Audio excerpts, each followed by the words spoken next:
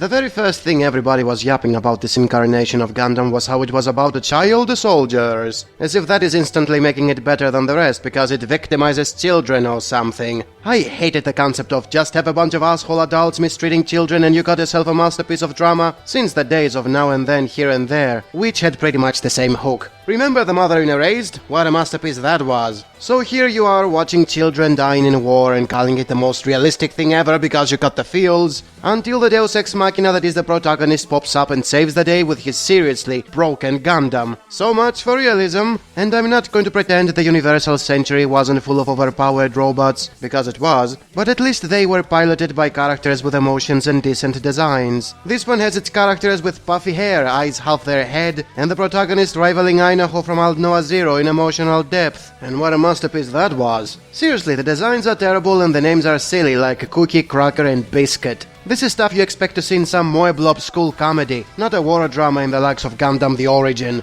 You can throw in as many victimized children as you want and it's never going to be taken seriously when you have a literal harem spaceship in it. Yeah, shipping is definitely what defines a serious war drama. Let's throw in romantic triangles as well. I'm pretty sure that will make the characters more memorable. Not. And yes, Macross was doing the exact same thing, but over there everybody had something to offer to the narrative without being useless or annoying. Over here they are both damsels in distress, one is just cooking and getting herself kidnapped, while the other one is the obnoxious pacifist princess archetype that they keep reusing in many Gundam series and it sucks every single time. And it's not like it doesn't try to be good as a war drama. Both sides have casualties and they are treated with respect. Some sacrifice their humanity for more power, others are mentally devastated by their destruction. But when you have a single character hogging all the attention by defeating 90% of all the enemies and constantly being the only one who can save the day, it becomes rule of cool and takes away the drama. In a sense, it's even worse than Gundam Wing for being neither cool nor dramatic. And I just have to complain about the intelligence of the antagonists. For an organization that is supposed to be controlling human history for centuries, they can't even do basic actions, much less use tactics in warfare.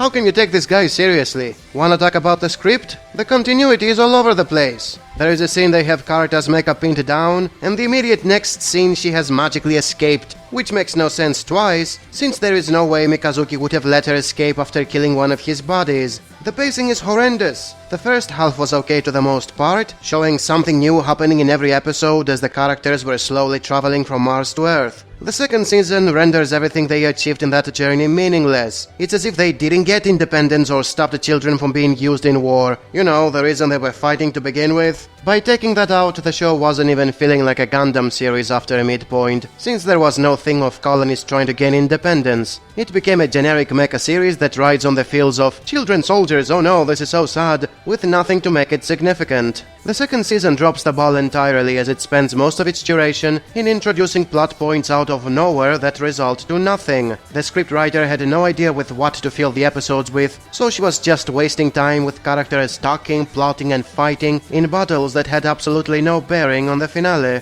Unlike the first season, which had clear plot progression and an objective by moving from point A to point B, the second one has everybody going in circles and achieving nothing of importance. The finale is the only part that can be considered significant, and even that one is hollow since every major death and subplot had nothing to do with its outcome. Like, literally, nobody outside the main two characters gets any development or even matters in the long run. You might as well rename the show Yuri on Ice in Space! Nobody learned anything or was affected from all the battles and casualties they lived through those 50 episodes, once again proving what a failure of a war drama this is. I am pretty sure the feel fags will be crying their hearts out every time someone kicks the bucket, but just like the show as a whole, it's forced and superficial, done for the sake of drama instead of somehow affecting the story. It's nothing more than overblown tragedy, just like everything else Mario Okada has made. And you have evidence for the nth time of why the Universal Century is the only timeline that is worth your time.